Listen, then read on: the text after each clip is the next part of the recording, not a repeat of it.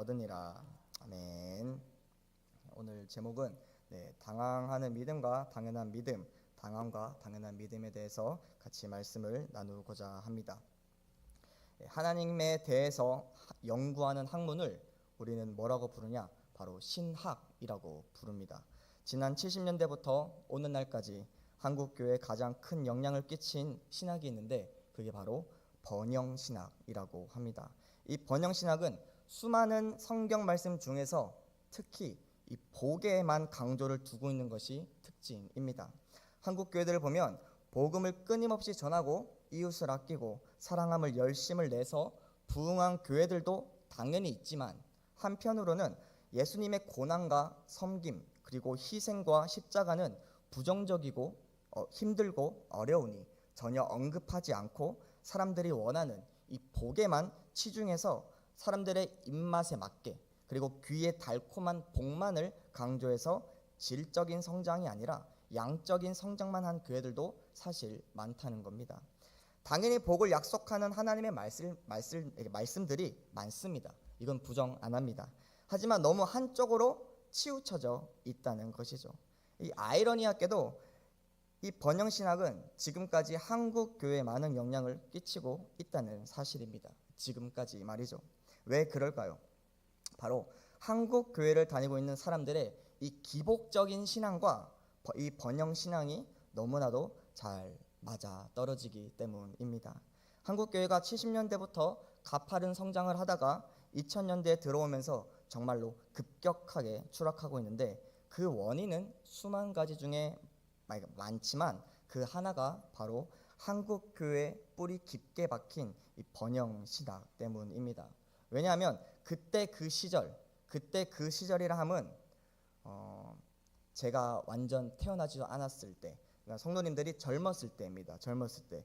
그 시절은 십자가만 세우면 사람들이 몰리는 그런 시절이 있었어요. 성도님들 아시잖아요. 저희 할머니 집이 용문산이라는 기도원에 있습니다. 그러니까 산 전체가 기도원이에요. 기도원. 지금은 그 감리교단에서 거기 용문산 자체를 관리하고 있는 걸로 제가 알고 있습니다. 예전에는 뭐 고 조용기 목사님부터 막 왔다 가셨고 수많은 목사님들이 기도했었던 곳이고 정말 많은 사람들이 말씀을 사모했으며 기도하던 장소였습니다. 또한 그때는 집회도 계속 있었어요. 계속. 그러다 보니 수많은 사람들이 하나님을 찾기 위해서 하나님께 그 갈급함 때문에 기도원에 몰렸었죠. 그런데 지금은 그 기도했었던 사람들이 가득 차서 기도했던 그 장소만 덩그러니 남아 이제는 옛 추억이 되어 그 바위 위에는 이끼만 자라고 있는 상태라는 겁니다. 어느새 나라가 점점 부유해지면서 교회는 시시해지고 세상은 더욱더 화려해지고 쾌락과 즐거움이 가득했으며 우리들의 눈길을 뺏는 수많은 네온 사인들이 생기면서 점차 교회는 지겨워지고 어느덧 세상이 교회 시설보다 더 편하고 잘 되어 있고 교회에서 선물로 주는 것도 이제는 예전만큼 필요하지 않게 돼버렸죠. 제가 어릴 때만 해도 제가 초등학교 때만 해도 20년 전이죠. 4주 연속 나오면 문화상품권 3,000원이든 5,000원을 주는 교회들이 엄청나게 많았습니다. 그 당시에는. 그때 제 또래 친구들은 교회 순회를 다녔어요. 9시에는 이 교회, 11시에는 저 교회, 오후 1시는 그 교회로 말이죠. 하지만 지금은 5,000원? 제가 전에 있던 교회에서 그렇게 줘봤는데 그대로 남아 있었습니다. 5,000원 받지도 않아요. 그냥 자기가 나간 그 자리에 앉아있던 그 의자에 그대로 냅두고 그냥 교회를 나가 버렸어요. 그러니까 선물을 줘도 그냥 교회에 버리고 가는 그런 시대라는 겁니다. 이렇게 여러 가지 이유들로 인해 교회에 갈 필요성을 전혀 느끼지 못해 점점 교회를 찾는 발걸음이 줄어드는 것이죠. 그리고 예전에 길거리에서 지하철에서 전도를 하는 분들이 가장 많이 말을 했던 것이 무엇인지 아시나요? 바로 예수 믿으면 복 받습니다. 이겁니다. 이 멘트예요. 요즘은 뭐 예수 믿고 구원받고 천국 갑니다라는 말을 많이 듣는데 예전에는 복의 강점을 둬서 복 받습니다. 예수 믿으면 복 받아요 라고 말을 합니다. 네, 맞아요. 예수님 믿으면 복 받습니다. 예수님을 믿으면 정말로 복을 받아요. 그런데 문제는 그 복이 무슨 복이냐 하는 데 있습니다. 예수님을 믿으면 분명히 복을 받긴 받는데 그 복은 하늘의 신령한 복이에요. 이 땅의 복이 아니라는 겁니다. 다시 말하자면 교회를 다닌다고 갑자기 복권이 당첨되거나 갑자기 취직이 되며 갑자기 내가 바라던 것들이 이루어지는 그러한 드라마틱한 역전 드라마는 존재하지 않는다는 겁니다. 교회는 이러한 내 만족과 유익과 소원을 이루기 위해서 존재하는 곳이 아니라는 소리예요. 정신 똑바로 차려야 합니다. 이렇게 번영 신약은 하늘의 복을 강조한 데가 아니라 이 땅의 복을 지나치게 강조한다는 것이죠. 물론 하나님께서는 하나님의 나라와 하나님의 뜻을 위해서, 하나님의 영광을 위해서, 그리고 복음 전파에 힘쓰고 노력하고 헌신하는 자들에게는 거기에 필요한 모든 것을 더하여 주십니다. 만약에 물질 필요하면요, 물질 그냥 부어주세요. 그리고 건강 필요하면 건강 부어주십니다. 회복시켜주세요. 그리고 사람 필요하면 사람 붙여주십니다. 왜요? 전지전능하신 우리 하나님이기 때문이에요. 능치 못하심 없으신 하나님이거든요. 만약 기도를 하는데도 불구하고 응답이 없으면 과연 나의 기도가 온전하게 하나님을 위한 것인가? 아니면 결국에는 나를 위해서, 나의 만족과 유익을 위해서, 나의 편의를 위해서 하나님의 이름을 이용하는 것인가를 한번 진지하게 생각해 보셔야 할 겁니다. 아니, 내가 교회를 다니는 이유는 솔직하게 복을 받기 위함인데 왜 뭐지? 내가 생각하기에 이게 아닌데 교회를 다니면 로또도 당첨이 되고 내가 하는 일이 잘 풀려야 하는데 결혼도 하고 취직도 하고 내 인생이, 내 자녀의 인생이 내가 바라던 대로 잘 해결되고 잘 돼야 하는데 뭐야? 이거 교회를 다녀도 아무것도 변하지 않네? 이렇게 세상의 복만을 생각하기에 우리는 그때 당황하게 됩니다. 왜 당황할까요? 내 생각대로 하나님을 판단하고 교회를 판단하고 하나님께서 주시는 복을 내 마음대로 판단했기 때문이에요. 성경 말씀에 그대로 적혀져 있는데 성경을 읽지 않으니, 이 하나님의 말씀이 적혀져 있는 이 성경을 읽지 않으니 하나님께서 주시는 그 신령한 복들을 어떻게 알겠습니까? 그러니 내가 생각하는 복과 다르다는 것이죠. 검단우리 성도 여러분, 내 마음과 시선을 땅의 것에 두지 마십시오. 그러면 나의 신앙은 당황의 연속일 것입니다. 하지만 여러분의 마음과 시선을 하늘의 것, 신령한 것에 두면 당황하는 신앙이 아니라 당연한 신앙으로 바뀌는 놀라운 경험을 하게 될 것입니다. 오늘 우리가 함께 읽은 본문 말씀은 오병이어 남자만 5,000명을 먹인 놀라운 사건 직후에 이어지는 말씀입니다. 그런데 이 오병이어라는 놀라운 기적과 이적 이후에 예수님께서 하신 첫 번째 일은 급하게 제자들을 먼저 배에 태우고 건너편 이 벳세다로 보내시는 일이었습니다. 예수님은 너무나도 파격적이고 엄청난 기적인 이 오병이어 사건이 일어난 후에 가장 먼저 한 행동은 제자들을 재촉하셔서 그 자리에서 떠나도록 하셨다는 것입니다. 그리고 예수님은 제자들을 보내신 후에 조용히 혼자 산으로 기도하러 올라가셨어요. 왜 예수님께서는 급하게 이 재촉까지 하시면서 제자들을 보내셨을까요? 그리고 왜 예수님은 오병이어 사건 이후에 제자들과 함께 이동하지 아니하시고 아무도 없는 한적한 산으로 가셔서 기도하셨을까요? 먼저 이 오병이어 사건은 그곳에 함께 있었던 제자들이나 그곳에 있었던 모든 사람들에게 감히 상상도 할 수 없을 만큼 놀라운 기적의 현장이었을 것입니다. 그러니까 상상도 못할 일이 지금 일어난 거예요. 우리야 뭐 성경으로 많이 봤으니까 오병이어 사건, 그 떡 5개와 물고기 2마리로 남자만 5,000명 먹인 그 사건 아니야? 이렇게 단순하게 생각하고 넘어가지만 그 당시에 이 일을 직접 경험한 사람들에게는 우리가 생각했던 것처럼 절대로 단순하게 받아들여지지 않았다는 것입니다. 눈앞에서 기적을 체험한 거예요. 눈앞에서 보고도 들어도 믿을 수 없는 일이 내 눈앞에서 일어났다는 것입니다. 예수님은 제자들이나 그 수많은 무리들이 전혀 상상도 못하고 생각지도 못할 방법으로 그들의 배고픔을 해결해 주셨어요. 그것도 떡 5개와 물고기 2마리로 남자만 5,000명 이상을 말이죠. 그 이상의 사람들을 배부르게 먹고 자그마치 12광줄이나 남겼습니다. 이게 말이 되나요? 상식적으로 생각해서. 오히려 처음보다 먹고 남은 게 많아졌어요. 절대로 이성적으로는 생각할 수 없는 범위라는 겁니다. 근데 그 백성들은 이 기적을 가까이 보았고 그들의 눈으로 봤다는 겁니다. 그렇게 이 오병이어 기적의 사건은 그 무리들의 관심과 환호를 받기에 충분한 사건이었다는 것이죠. 그리고 이러한 소문들은 순식간에 수많은 이스라엘 사람들에게 퍼져 나갔습니다. 또한 거기에 있었던 수많은 무리들은 이 기적으로 인해서 예수란 사람이 우리에게 무엇을 해줄 수 있는지도 보았으며 또한 예수란 사람이 무엇을 할 수 있는지도 보았다는 것이죠.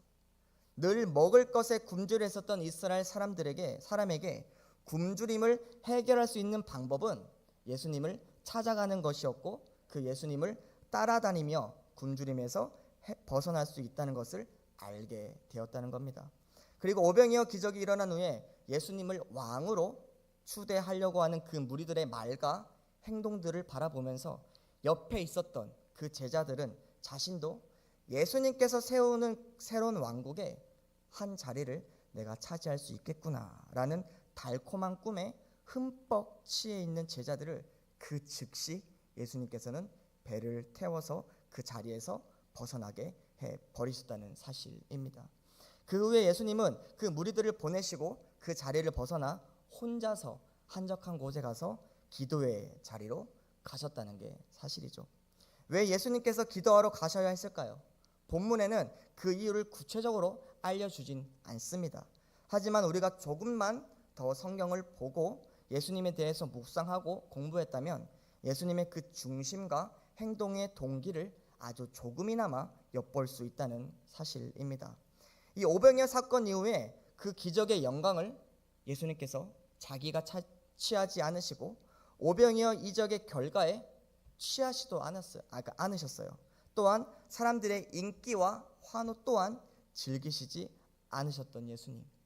어떤 놀라운 사역의 결과가 있든지 간에 그런 거 상관없이 영혼의 호흡이며 하나님과의 만남의 그 자리, 하나님의 뜻을 알 수 있는 그 자리, 바로 기도의 자리로 나아감으로써 하나님께서 그 사역의 본질을 놓지 않으시려고 힘쓰고 노력했다는 사실입니다. 우리는 그 예수님의 중심을 우리는 볼 수가 있어야 하는 거예요. 예수님의 사역의 목적은 세상의 영광 그리고 사람들의 인정, 박수, 명예, 인기가 아니었거든요. 그리고 우리는 그 예수님의 모든 사역의 첫 시작과 사역의 끝에는 항상 기도가 있었다는 것을 예수님의 그 기도하러 가시는 그 뒷모습을 통해서 볼 수 있습니다. 마가는 예수님께서 어떤 사역의 전환점에 이를 때마다 기도하러 가신 예수님 그리고 기도하셔야만 했던 예수님에 대해서 간결하게 묘사하고 있습니다. 이것은 예수 그리스도의 제자가 된 그리고 그 제자로서 마땅히 배우고 따라야 하는 예수님의 모습이라고 할 수 있는 것이죠. 그래서 스승의 뜻이 앞서 행동하는 자입니다. 그래서 제자들은 무엇을 보고 따라갈까요? 바로 스승의 등을 보고 제자들은 따라가는 겁니다. 아무리 말로 번지르르하게 해봤자 처음에만 혹할 뿐이지 결코 전심으로 진심으로 따르진 않습니다. 하지만 말은 못해도 행동으로 보여주는 사람은 그 뒤에 수많은 사람들이 따르게 되어 있다는 사실이에요. 오후 예배를 드리는 분들은 그래도 직분이 있는 성도님들이잖아요. 직분에 맡은 하나님께서 직분을 맡겨주신 이유가 있을 겁니다. 성도님들의 행동과 모습과 삶을 보고 교회를 오는 초신자들이 새로운 사람들이 그 직분을 맡은 성도님들의 모습을 보고 예수 그리스도의 모습이 보이길 그리고 그리스도의 향기를 풍기는 그런 성도님 되시길 주님으로 축복합니다. 처음에 오시는 성도님들은 사람들을 봅니다. 사람들을 봐요. 근데 직분을 맡은 내가 처음 오는 사람을 뻔히 알잖아요. 아는데도 불구하고 인사를 반갑게 인사를 맞이 안 해준다거나 그러면 초신자들은 바로 말씀을 들을 준비도 안 돼 있는 상태에서 굳어져 버립니다. 그러면 말씀이 들어오지 않아요. 그럼 그 사람은 변하지 않겠죠. 구원을 받지 못하는 겁니다. 저희가 직분을 맡은 이유가 있을 거예요. 하나님께서 주신 이유가 있을 겁니다. 장로님은 장로님답게, 권사님들은 권사님답게, 집사님들은 집사님들답게 맡겨진 직분의 사명을 다하는 우리 검단의 성도님들 되시길 축복하겠습니다. 이러한 짤막한 오병이어 사건 후를 기록한 후에 오늘 마가는 본문 2가지 일을 더 기록하고 있다는 사실이에요. 예수님께서 새벽 3시에서 6시쯤에 파도치는 바다 위를 걸어서 제자들에게 오신 사건과 아무데나 예수님께서 들어가시는 마을이나 도시나 촌에서 예수님의 이 옷가에 손을 대기만 해도 고쳐지는 사건을 기록하고 있습니다. 여기에서 주목해야 하는 부분은 예수님을 유령으로 보고 두려워서 소리치고 당황하고 있는 제자들에게 예수님께서 안심하라, 내니 두려워하지 말라라고 하시는 예수님의 말과 어쩌면 저자인 마가가 의도적으로 제자들의 심정을 적은 이 52절의 말씀을 주목해서 봐야 한다는 겁니다. 52절 말씀이죠. 이는 그들이 그 떡대시던 일을 깨닫지 못하고 도리어 그 마음이 둔하여 졌음이러라. 물 위를 걸어오시는 예수님과 그 파도를 잠잠하게 하신 기적을 본 제자들은 지금 당황해하고 있습니다. 우선은 예상치 못한 파도가 일고 있는 그 상황에 당황했어요. 앞으로 밀면 앞으로 가야 하는데 그 목적지로 가야 하는데 지금 역풍이 불어오니까 계속 그 자리에 가만히 있는 겁니다. 배가 당연히 당황했겠죠. 또한 예상치 못하게 물 위를 걸어오시는 유령같이 보이는 예수님의 모습에 당황했고 예수님께서 오셔서 생각지 못한 방법으로 그 파도를 잠잠케 하시는 그 능력을 보고 당황하고 있는 모습을 우리는 성경 말씀을 통해서 볼 수 있습니다. 제자들은 이러한 예수님의 모습을 보고 당황했지만 솔직하게 반대로 예수님도 자신을 보고 당황해하고 있는 그 제자들의 모습을 보고 오히려 당황하셨을 것입니다. 왜 당황하셨을까요? 바로 그 놀라운 상상도 못할 엄청난 기적의 오병이어 사건에 있어서 직접 눈으로 그 기적과 이적을 목격했음에도 불구하고 어느새 잊어버린 채 오히려 말씀에 보면 마음이 둔하여져 있는 제자들의 마음과 믿음에 당황하고 계시고 있다는 사실입니다. 이 말씀에서 둔하여졌다라는 말을 원어로 해석하면 하나님의 뜻을 깨닫지 못하는 강팍한 그리고 굳어져 있는 마음의 상태를 의미하고 있다는 사실이에요. 제자들은 그들을 위협하는 파도에 그리고 그들에게 유령처럼 보이며 다가오는 예수님의 모습에 그리고 그 파도를 단번에 그치시는 예수님의 그 신적인 능력에 당황하고 있지만 예수님은 오히려 그 놀라운 오병이어 사건 직후임에도 불구하고 여전히 어김없이 변함없이 믿음 없이 마음이 둔하여져 있는 제자들의 그 신앙의 상태를 보고 당황하셨을 것입니다. 제자들이 예수님과 함께 동고동락하면서 보지 않아도 믿는 믿음을 잊기 원하셨을 거예요. 지금 저자인 마가는 당황하고 있는 제자들의 그 믿음 없음을 대놓고 지금 비판하고 있다는 것입니다. 검단역의 성도 여러분, 여러분에게 당황스러운 일이 생길 때 성도님들은 어떻게 반응하고 그리고 어떻게 행동하십니까? 너무나도 아쉬운 것은 우리의 삶에 나의 삶에 당황스러운 일이 생길 때 우리가 믿음으로 보고 듣고 깨달은 하나님의 말씀 안에 적혀져 있는 하나님의 방법대로 방식대로 살지 않고 우리가 익숙하게 살아왔던 과거의 모습대로 돌아가 내가 보고 싶은 것만 보고 듣고 싶은 것만 듣고 믿고 싶은 것만 믿어 결국에는 내 방식대로 내 마음대로 살게 된다는 것이죠. 그런데 이러한 제자들의 믿음과는 정반대로 이 게네사렛 동네에서 모여든 사람들은 그들이 오병이어 사건을 눈으로 보지도 못하고 거기에 있었지 않았지만 말로만 전해지는 예수님의 그 소문만으로도 예수님의 그 능력을 100% 믿었다는 사실입니다. 보아도 잊어버리고 확신치 못하고 믿지 못한 당황스러운 믿음을 가진 제자들의 모습과 보지 않아도 경험하지 않아도 예수 그리스도의 능력 행하심을 믿고 신뢰하는 당연한 믿음을 가진 게네사렛 동네 사람들의 모습은 완벽하게 지금 대조를 이루고 있는 모습을 우리는 본문 말씀을 통해서 볼 수 있다는 사실입니다. 즉 본문 53절에서 56절 말씀을 보시면 이 건너편 게네사렛 땅에서는 예수인 줄 알아보는 사람이 있었습니다. 그리고 예수님께서 어디 가시든 찾아오는 사람이 있었어요. 또한 그의 옷가에라도 손을 대는 것을 강구하는 사람이 있었다는 것입니다. 예수님이 누구인지도 알지 못하고 그동안 그들 곁에는 항상 예수님이 함께 하셨음에도 불구하고 아무것도 기억하지 못하고 잊어버리고 마음이 둔하여져 당황해하고 있는 제자들의 모습과 너무나도 비교가 되고 있는 말씀이라는 겁니다. 우리가 살면서 겪게 되는 당황스러운 반응을 어떻게 믿음의 반응으로 바꿔낼 수 있을까요? 바로 진정한 제자가 되면 됩니다. 예수님께서 걸어가신 그 길을 따라가면서 내 생각대로, 내 마음대로, 내 지식대로 판단하는 것이 아니라 주님을 찾고 믿음으로 믿고 우리에게 보여주신 대로 나의 뜻이 아니라 하나님의 뜻이 이루어지기를 기도하면서 그 복음이신 주님을 전하면 되는 거예요. 그게 바로 제자의 삶입니다.